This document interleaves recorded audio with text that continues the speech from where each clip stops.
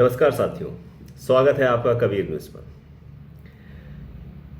7वें चरण का चुनाव कल है, उससे आज एक दिन पहले गोदी मीडिया ये दिखाने में लगा हुआ है कि नरेंद्र मोदी विवेकानंद पॉइंट 2 बन रहे हैं। मतलब जिस तरह की साधना और जहां पर साधना विवेकानंद ने की थी, वहां पर साधना करने के लिए नरेंद्र मोदी गए हुए हैं।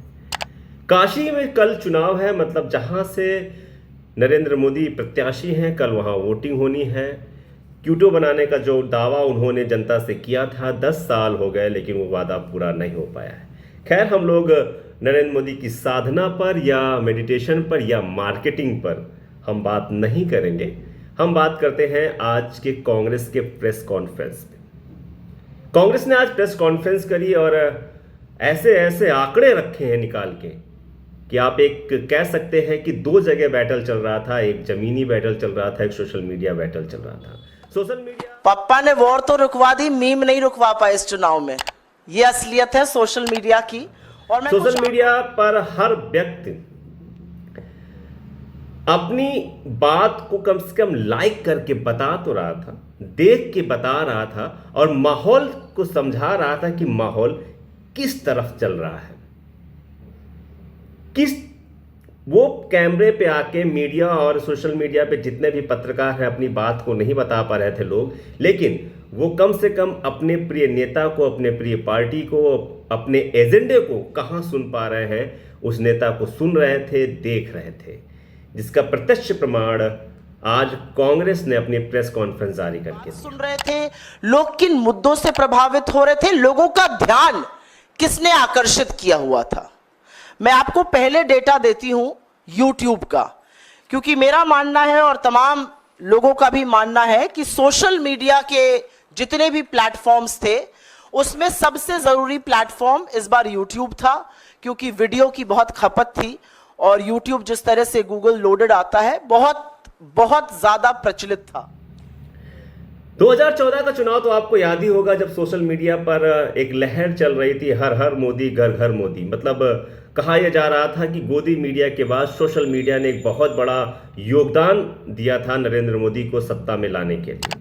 लेकिन आज वही सोशल मीडिया नरेंद्र मोदी को एक तरह से पीछे छोड़ रहा है उस बैटल में कि 2024 में प्रधानमंत्री कौन होगा। सोशल मीडिया के अगर आंकड़ों को देखा जाए, खासकर जो आज सुप्रिया सीनेत ने आंकड़े प्रस्तुत किए हैं, 16 मार्च में जब से अनाउंसमेंट होता है चुनाव का, उसके बाद के अगर आंकड़े अगर देखेंगे सुप्रिया सीनेत ने किस तरीके से रखे हैं, कहां कहां के आंकड़े रखे हैं, तो वहां हर एक जगह, हर एक सोशल मीडिया प्लेटफॉर्म पर नरेंद्र मोदी और भाजपा पिछड़ती हुई नजर आ रही है। हम लोगों ने तो कई बार देखा है और कंपेयर भी किया था कि राहुल गांधी को सुनने के लिए, राहुल गांधी जब अखिलेश यादव के साथ रैलियां करते थे वो सुनने के लिए, बिहार में तेजस्वी यादव के साथ करते थे वो सुनने के लिए, सोशल मीडिया पर भी जनता उभरती थी और ग्राउंड में भी।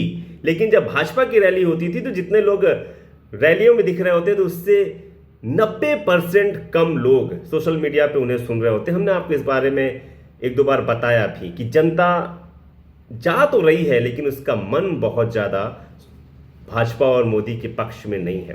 वो अपने मुद्दों को जिन नेताओं के पास सुन रहे थे, मुद्दे उसके कौन कौन से थे, महंगाई थे, बेरोजगारी थे, अग्निवीर थे, मुफ्त अनाज को बहुत ज़्यादा तवज्जो नहीं दी गई, राम मंदिर को बहुत ज़्यादा तवज्जो नहीं दी गई थी।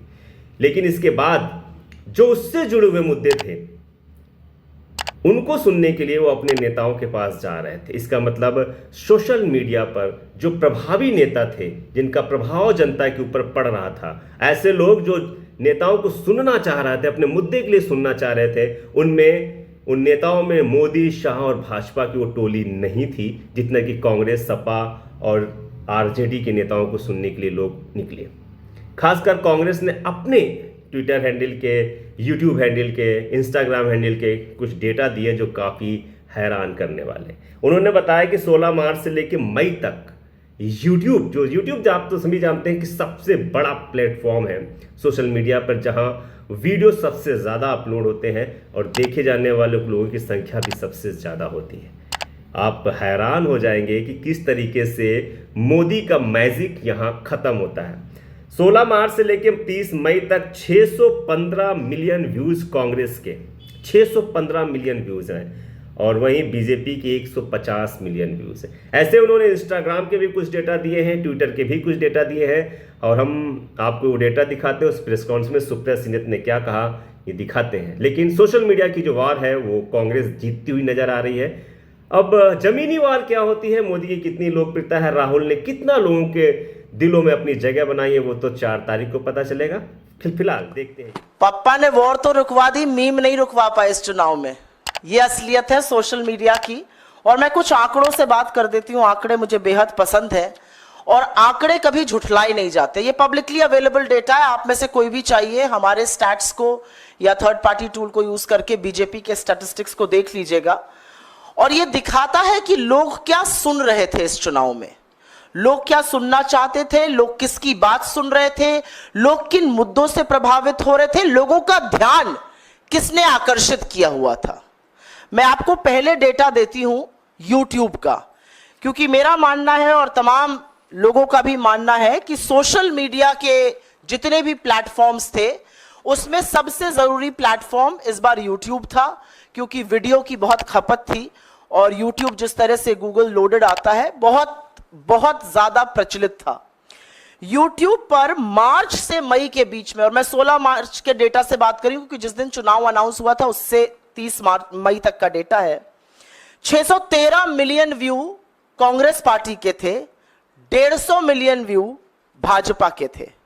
तो कहीं ना कहीं YouTube पर भी लोग हमारी बात सुन रहे थे, हमारे नेताओं को सुन रहे थे, हमारी रैलियों को सुन रहे थे, हमारी प्रेस कॉन्फ्रेंस को सुन रहे थे। इसमें एक बड़ा इंटरेस्टिंग डेटा ये है, और YouTube का डेटा देने के पहले मैं एक और डेटा दे देती हूं, इंस्टाग्राम का डेटा। इंस्टाग्राम को बड़ा यूथ फ्रेंडली माना जाता है, ज्यादातर यूजर्स जो होते हैं वो यंग होते हैं। इंस्टाग्राम पे हमारी एवरेज लाइक 1,21,000, बीजेपी की एवरेज लाइक 26,945। यह दिखाता है आपको कि डेली फॉलोअर जब हमारे 33,000 बढ़ रहे थे तो बीजेपी के 5,300 बढ़ रहे थे। तो कहीं ना कहीं जो युवा देश है, जो यंग है, जो इस चुनाव का निर्धारण करेंगे, जो निर्णय करेंगे कि सरकार किसकी बनेगी, वो कांग्रेस की बात सुन रहा था, कांग्रेस के नेताओं की बात सुन रहा था, कांग्रेस का नैरेटिव सुन रहा था, कांग्रेस के उठाए मुद्दों की बात सुन रहा था। और यही नहीं, YouTube पर भी जो 53% हमारे यूजर्स हैं वो 34 वर्ष से आयु में कम है। हमने करीब 350 से ज्यादा रैली, प्रेस कॉन्फ्रेंसेस और स्पेशल इवेंट्स लाइव किए। हमारे इंप्रेशंस ट्विटर पे जबरदस्त उसमें बढ़त हुई। एवरेज लाइक हमारे ट्विटर पे बीजेपी से कई गुना ज्यादा है। यही स्टोरी फेसबुक की है, यही स्टोरी यूट्यूब की है, यही स्टोरी इंस्टाग्राम